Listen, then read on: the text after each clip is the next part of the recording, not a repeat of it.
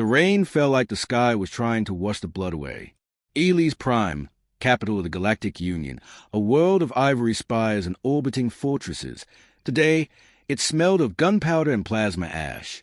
In the center of Plaza Vox, a boy stood in shackles, no taller than the barrel of the soldier's rifle beside him, knees scraped, face bruised, no armor, no plea, just dirt under fingernails and dry blood behind his ear. His name was Leo, 12 years old, born in the ruins of Terra 9. He'd never seen Earth, only heard the name whispered like it was a ghost. Or a crime. He didn't understand politics, didn't understand rebellion. He only understood hunger, dust, and running fast when drones buzzed low. The Union didn't care. A voice echoed across the plaza from a floating hollow projector, sharp and cold. This child, born of Earth descent, stands guilty of treason by sheltering resistance agents. In accordance with Union Code Directive 9-4, he is to be executed publicly. There was no jury. There never was. There was only the camera, hovering, recording, broadcasting, across the galaxy, on ships, in prisons, on mining colonies, in schools, billions of screens lit up with his face. No trial, no words, no defense, just a pair of eyes, wide, terrified, then steady, like they were searching for someone, as if he was trying to find a single soul watching, someone who would stop it, someone who wouldn't let it happen. No one came. The Union soldier raised his rifle. A plasma bolt warmed and clicked. Leo didn't scream. He stared at the camera and nodded once. The shot hit him center mass. His body flinched, arched. Smoke rose from his small chest. Then he collapsed, limp, face down in rain and blood. His fingers twitched, then stopped. The broadcast continued. No blackout. No censorship. The camera stayed locked on the corpse of the boy for a full 8 seconds. Then a new image faded in. The Union's insignia, 2 steel fangs piercing a globe. A voiceover followed. Let this serve as a message to the Earthborn. Your time has passed. There is no resistance. There is only submission. The signal terminated, except it didn't, because the transmission was intercepted. On a dead moon buried in the shadow of Saturn, inside a bunker that didn't exist on any charted star map, a man opened his eyes. They were ice gray, bloodshot. One scar ran across the brow and down the cheek, splitting his expression in 2. The air in the room was stale. Dust lay thick on ancient weapon mounts. The power had been off for 20 years. Until now, because someone activated it. Not with code, but with grief. The moment Leo died on screen, a signal pulsed across Earth's hidden defense grid, an old-world protocol encoded into the child's genetic tag. Something no one in the Union knew existed anymore. Something that should never have been triggered. Until it was. Inside the bunker, lights hummed on. A chamber hissed open. The man stepped forward. Armor forged in Earth's last war slid into place across his limbs. Matte black, scarred, fused to his flesh. Not ceremonial, not tactical. Ritual. Behind him, a monolith rose from the floor. Tall, unmarked. Inside, it held only one thing. A weapon too old for schematics. Too sacred for replication. He strapped it to his back. Systems lit up across the outer colonies. Emergency beacons activated. Ancient kill satellites blinked online after 20 years of hibernation. Long-buried orbital mines stirred in the rings of gas giants. Earth's war machine didn't just wake. It remembered. It remembered who he was. They called him Ashwalker. He had no birth record, no digital footprint, no allegiance, only scars. Some said he once fought a battle for 12 days without sleep, drinking rain, and enemy blood. Others swore he disabled an entire fleet using only hand-thrown blades and vacuum seals.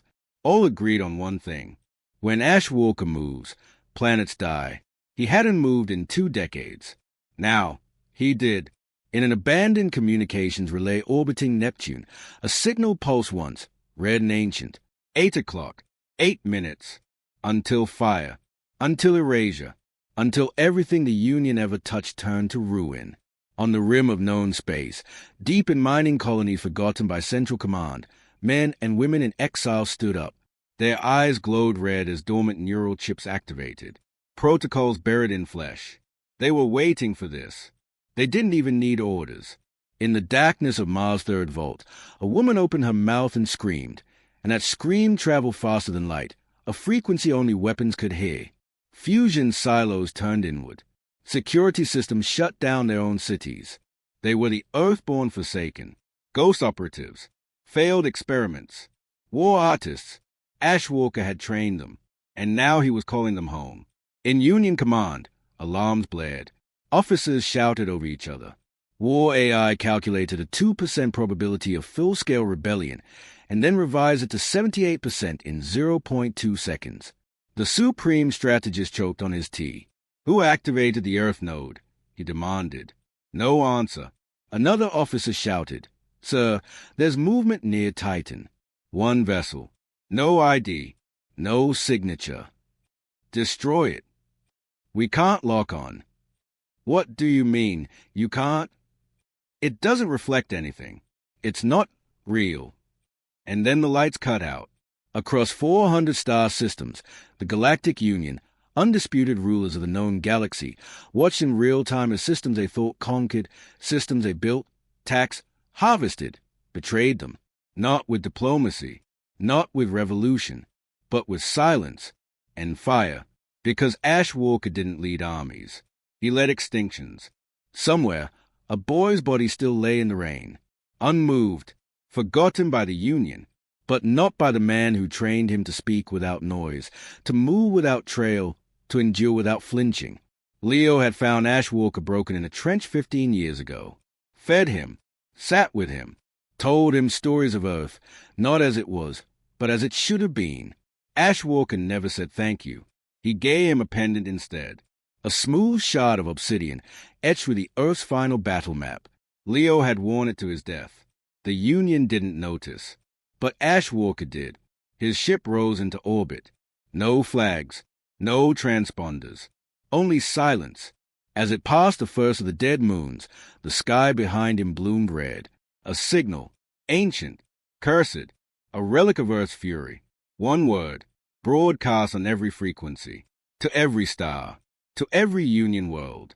Judgment. 8 minutes had begun, and the galaxy would never see the light the same way again. 7 minutes and 45 seconds. That was the exact time the first star bled. Not a planet, a star. Gamma 4 was a crown jewel of the Union's outer rim, a fortress world encased in orbiting armories and defense lattices powered by twin fusion suns. It had never been breached. It was the model of dominance. At 7:45, the sun dimmed. For 3 full seconds, day turned black. Then the scream began. It wasn't human. It wasn't mechanical. It was something the AI couldn't explain, something the scientists couldn't categorize. It was the sound of a star dying, a relic weapon, forgotten, blacklisted, sealed inside Earth's magnetic vaults, had reawakened. It didn't explode Gamma 4's sun. It collapsed it, turned its heart inward, crushed it with impossible force until the solar matter imploded in silence. No fire, no flare, just instant, cold erasure. Gamma 4 froze. Cities shut down. Plants withered. Children stood beneath flickering skies and wondered why the sun had vanished. They never saw the black tide roll down from orbit. By the time Union Command registered the event, Gamma 4 was gone. Not destroyed, devoured. The crust torn up, spines of iron peeled from its bones, entire cities dragged screaming into orbit. The last broadcast from the surface showed a family huddled in a kitchen, whispering prayers to any god who might still answer. No god came, only static. In the command citadel of the Union, panic detonated like a chain reaction. Entire rooms shifted from analysis to damage control. Strategists screamed for answers. Defense protocols flooded online. AI SAC consoles lit with code that hadn't been activated in a century.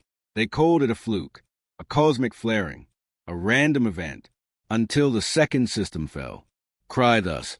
The Union's naval corps, with 9 dark fleets and 27 orbital dryads, caught a signal at 7-11. They thought it was a solar storm. It wasn't. It was a drill, a kinetic spike moving faster than light, black, polished, ancient, pierced cry thus through the equator like a sword through butter. It kept drilling. Down, down, through factories, hospitals, command bunkers. For 30 seconds, it screamed beneath the surface. Then it erupted out the other side, dragging with it the planet's molten core. Cry thus cracked, split. One side slid into the void like a melting fruit. The other turned to vapor in an instant. 7 million soldiers were vaporized before they even reached the escape pods. The only transmission that got out was one word, spliced into emergency channels, pulsing on repeat. Ash Walker. Back in the Union Command Citadel, Admiral Vorton gripped the edges of his station, knuckles white, voice trembling. This is not a rebellion. This is annihilation. He turned to the war AI. Who's doing this? The AI's voice was soft, almost reverent. Earth, it whispered. He barked. Earth is dead. The AI screen flickered, rebooted, and then displayed a classified logo from 73 years ago. One sealed behind 22 black code firewalls. Project Gravedust. The Admiral blinked. That's not possible. That project was dismantled. No, the AI said, now in a different voice. A human voice. Ash Walker dismantled you. And then it shut down. In the back sectors of the galaxy, miners noticed something strange. Weapons locked in sealed vaults, thousands of years old, were lighting up. They responded not to commands, but to blood. The moment Earthborn skin touched them, they powered on. Across abandoned spaceports, the Forgotten rose.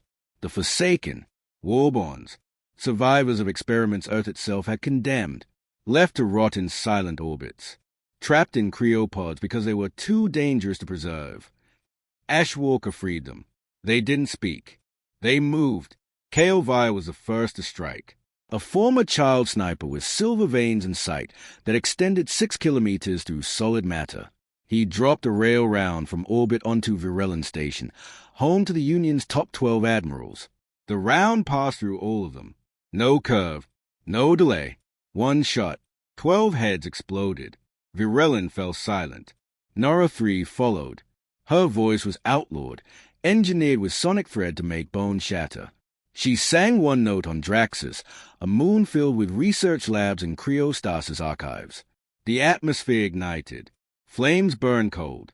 Screams continued long after bodies turned to black static. Then came the worst of them.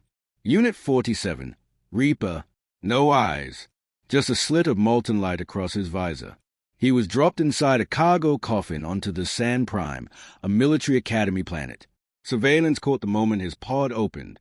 He stepped out, covered in chains. When the footage ended, the only thing left on the planet was steam. Union commanders ordered fleet mobilization, but ships weren't responding, because Ash Walker hadn't come for a battle. He'd come for an erasure. Every command relay used by the Union was built with remnants of old Earth code. They didn't know. They never checked. Why would they? Earth had been neutralized. Ash Walker used those relays now, not to jam, to command. Entire Union armadas drifted away from stations, turning silently into dead space. No weapon fire, no explosions, just thousands of ships powering down mid-flight. Crews screamed for manual overrides. Nothing worked, because the ships were never theirs. They belonged to Earth, and Earth had just remembered its fury. At 3 o'clock, the outer colonies fell, and not to invasion. They surrendered, without resistance. They turned their weapons inward, detonated orbital drives, and opened hangar doors into vacuum. They'd rather die than be found by what was coming. A few tried to escape.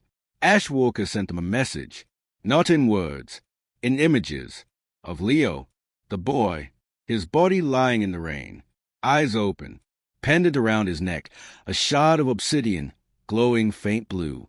This is who you killed, the message read. This is why you burn. The defectors screamed. Then they stopped. In the heart of Ely's Prime, where Leo had fallen, ash began to rain. No clouds, no storm, just ash.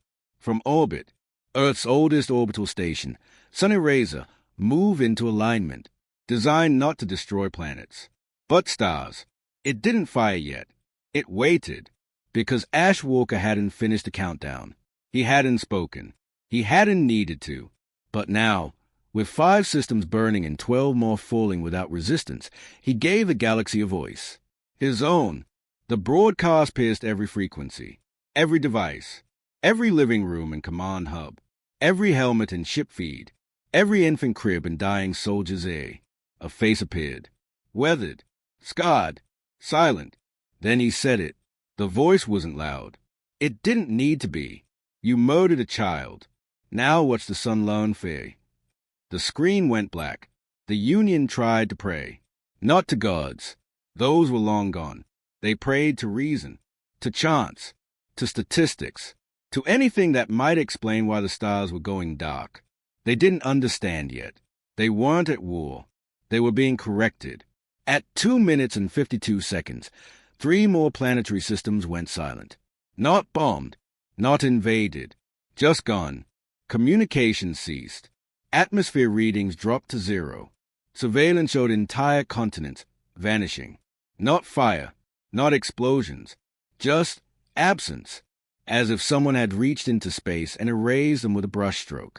Inside the Union's command citadel, Commandant Vale stared at a blinking screen, jaw locked. His officers were whispering behind him. One cried openly. He didn't stop them. He was too busy watching the map shrink. Sectors that had stood for 1,000 years. Colonies built from blood and conquest. Worlds birthed in oxygen and fire, all disappearing. In real time, with surgical precision. This isn't a rebellion, he muttered. No one answered. He slammed his fist on the table. This is extinction. And still, the stars dimmed. Somewhere above Ely's Prime, drifting in an orbit too black for radar, Ashwalker stood at the edge of his vessel. He didn't sit in a command chair. He didn't pace. He just stood, motionless, one gauntlet resting on the edge of the observation glass. Below him, the Union's capital looked like a funeral pyre. Smoke, fire, sirens. Its tower still stood, but its spirit had already bled out. Ashwalker's eyes weren't focused on the skyline, or the panic. They were focused on the plaza, on the exact square where the boy had been executed. He didn't blink. His memory didn't let him. He could still see it. The frame. The exact second Leo looked into the camera. Not crying, not screaming, just looking, as if he knew. As if he knew Ashwalker was watching. And somehow forgiving him for being too late. Ashwalker's fingers tightened. The armor around his hand groaned. Inside the vessel's walls, data pulses screamed. Earth's command AI, codenamed Valhalla, began executing the final tier of the protocol. The one it was never supposed to run. The one even Ashwalker himself had buried beneath 13 failsafes. Operation Solstice. Across the stars, things began to wake up. Not weapons. Not machines. People. Humans long thought dead. Or worse, stored in cryo-sleep beneath rusted moons. DNA chained to vaults that hadn't been opened in 70 years. Most had been soldiers once. Others, monsters. Weapons grown from war trauma. Forged in labs Earth shut down when even it felt afraid. But they all had one thing in common. They'd all loved Leo. Some had trained him. Others had eaten beside him in silence. A few had promised him they'd protect him. They had failed. And now they were awake. On the jungle moon Nerax, a man with eyes stitched shut stood barefoot on volcanic rock. His name had been erased from records. He breathed once. The volcano exploded. On Uldrin 7, an emaciated girl with mirrored skin opened her mouth for the first time in decades. Her voice didn't carry. It rippled through matter. The command center she was buried beneath ruptured as every molecule separated from the next. And aboard the shattered remains of Alt Heron Station, floating across broken rings of asteroid dust, a thing that used to be a man sat upright in a chair made of bone and rusted cable. He blinked once. Entire comets veered off course. They were called the Forgotten Choir. Ashwalker hadn't told them what to do. He didn't need to. They saw the footage, and that was enough. Back in Union Command, they tried firing back. They launched 75 kill fleets, deployed every orbital cannon they had. Plasma arrays, neutron lancers, dark matter hammers. The whole sky glowed with vengeance. It didn't matter. Nothing landed. Nothing hit. Ashwalker wasn't there. He wasn't anywhere. The kill fleets collided with ghost signals, mirror coordinates, and vessels made from tech the Union couldn't decipher. Ships that looked like they were moving backward in time. Cruisers whose reflections fired before the weapons themselves did. Attack drones whose screams caused their own pilots to seize. They weren't fighting Earth's army. They were fighting Earth's last prayer. And it didn't pray for peace. On a dying trade world, a family of 5 watched as their oceans boiled. Their youngest son, 6, barely able to speak, asked what was happening. His father said nothing. Their screen flickered. A new image, Ashwalker, still, silent, lit by the flame of distant stars. He didn't speak right away. He stared into the lens. Not to terrify, not to taunt, but because he knew people were watching. He waited, let the silence crawl into every breathing thing. Then he said it, not in anger, but with something worse. Certainty. This ends now. No more trials. No more broadcasts. You showed us what justice looks like under your rule. I'm just making it fair. Then the feed cut, and across hundreds of Union planets, screens blinked red. One final word, spoken in ancient Earth script. One not translated into Galactic Common, just burned onto every interface. Reckoning. In the skies above the midline arc, the belt of stars considered the Union's central bloodline. An anomaly appeared. Not a ship, not a structure, a tear, ripped into space itself. Folded like fabric, it opened with a sound no being had heard before, like a choir singing from inside a coffin, and out came something they had only theorized. A world knife, not a ship, not a bomb, a weapon shaped like a planet, made to carve through star systems. It rotated slowly, dragging fragments of ancient Earth temples on its surface. Oceans of molten iron, mountains of scorched text. Its orbit killed gravity. Its name was etched along the rim. Leo's Vengeance. It was only ever meant to be launched if the last Earthborn child died. And now it was here, moving, cutting through constellations. Everything in its path ceased. Back in his ship, Ashwalker knelt for the first time. Not to a god, not to a flag. He knelt to the boy's memory. He took the pendant from his armor, Leo's pendant, the shard of obsidian etched with Earth's final star map, and pressed it to the console. The ship responded. It spoke one word back to him. Leo. And then it changed direction. Toward Ely's Prime. Toward the execution plaza. He would walk there, with his own boots. Not to speak. Not to kill. But to stand in the same rain where the boy had fallen, and let the galaxy see what it had created. One man. One child. One extinction. Ashwalker walked alone through fire. No army behind him. No banners. No anthems. No hope. Only him. The boots that struck the ground of Ely's Prime were scorched black, etched with old Terran scripture, each step leaving behind a faint ripple in the air, as if the world itself resisted him. But it didn't matter. The city had already fallen. Not by invasion, but by silence. Ely's Prime, crown jewel of the Galactic Union, had become a grave. Towers once glinting with power now hung like cracked bones.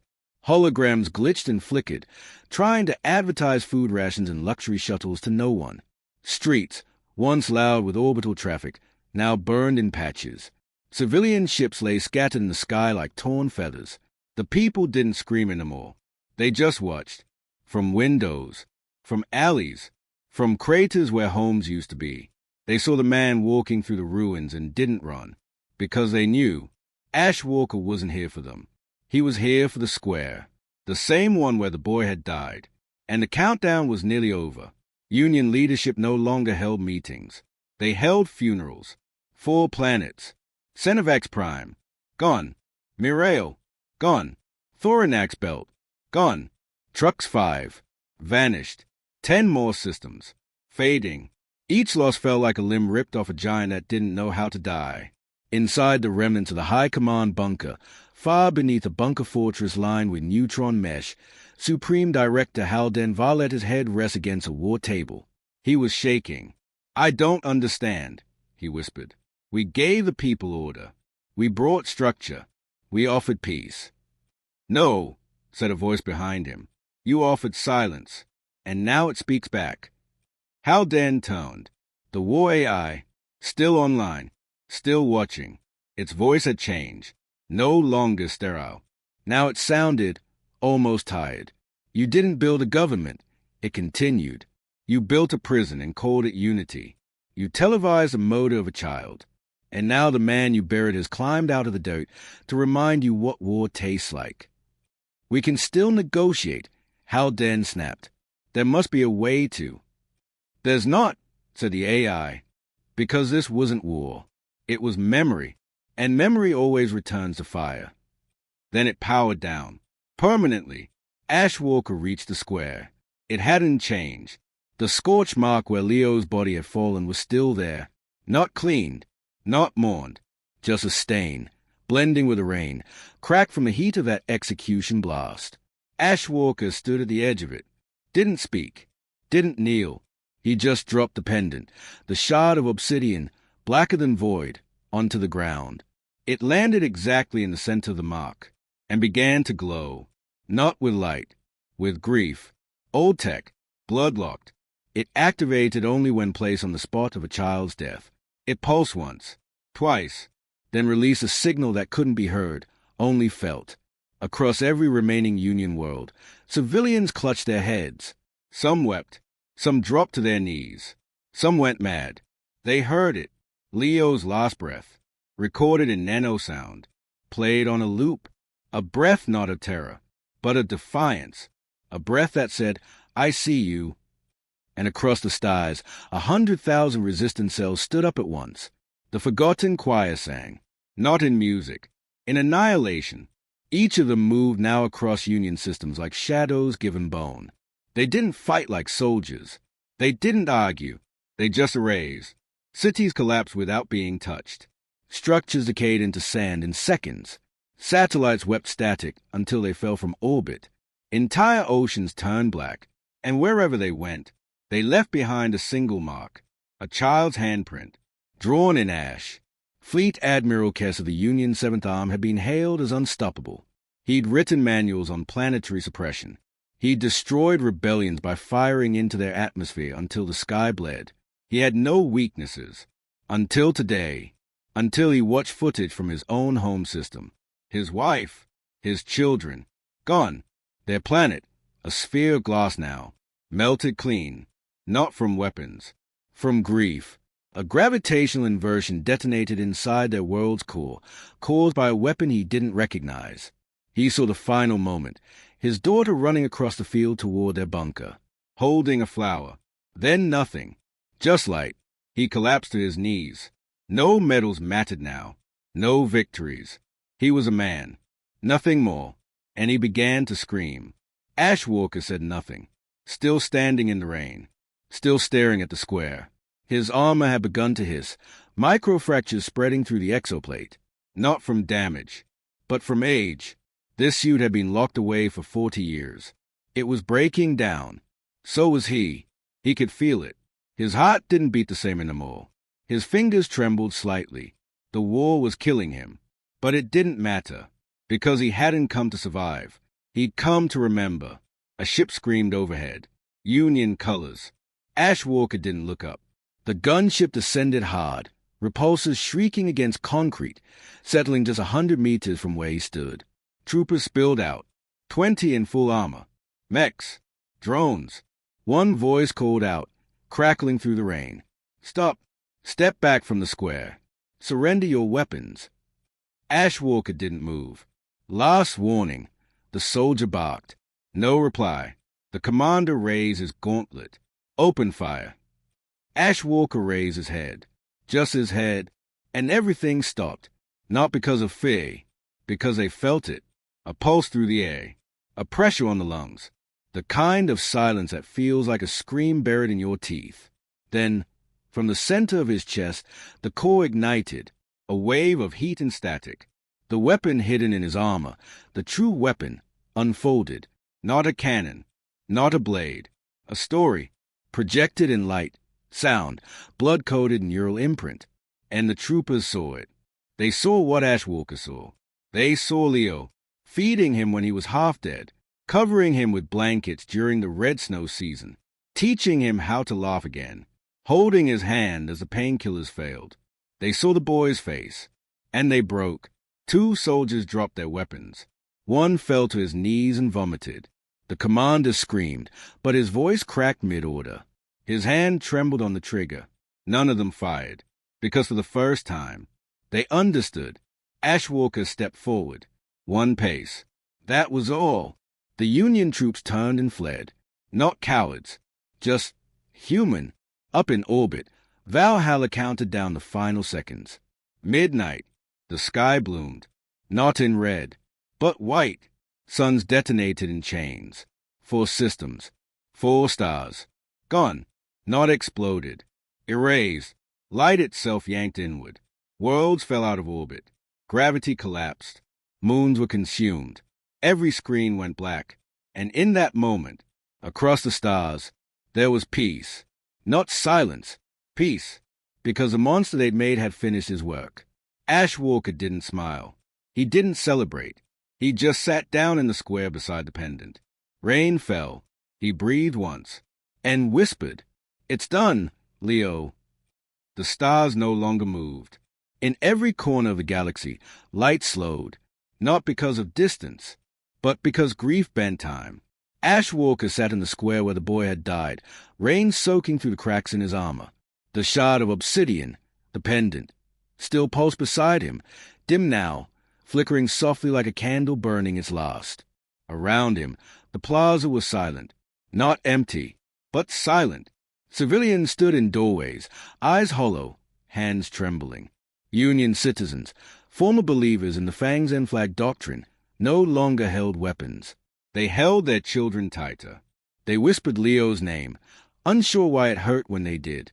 None of them moved closer, because they knew this wasn't over. Ash Walker's armor creaked as he leaned forward, resting his elbows on his knees, head low. His breathing was slow, ragged. The war had broken him in places no surgeon could find. His lungs hurt. His blood burned. The war suit had fused with his skin in ways it was never supposed to. He wouldn't stand again. Not fully. He didn't need to. He hadn't come to leave. He'd come to finish something. Far above, orbit was filled with wreckage. Starships floated without engines. Hulls cracked. Debris drifted in spirals. Fragments of a once mighty fleet that had never been touched by enemy hands. They had simply given up, abandoned their posts.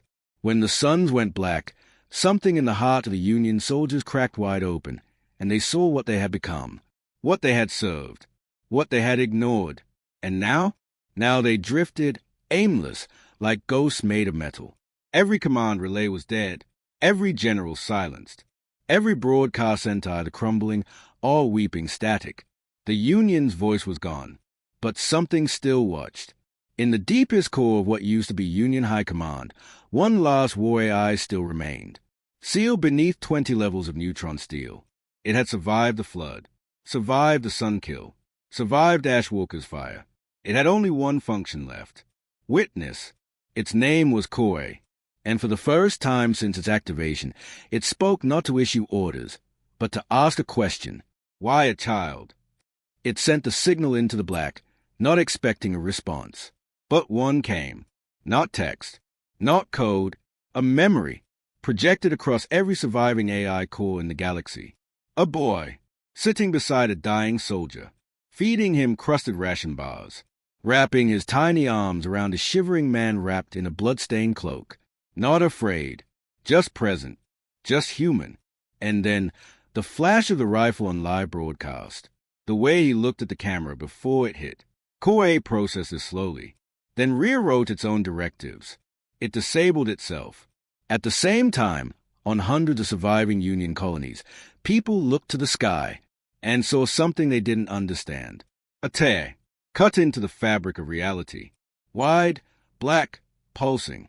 Not natural, not violent, just wrong. The world knife, Leo's vengeance, had stopped above Ely's prime. Its blade no longer moved. Its spires no longer rotated. It wasn't a weapon anymore. It had become something else. A memorial. Its lights flickered once, then dimmed forever. Back in the square, a child approached Ash Walker. A girl, no older than Leo. She wore no shoes. Her skin was smudged with ash. Her hands trembled.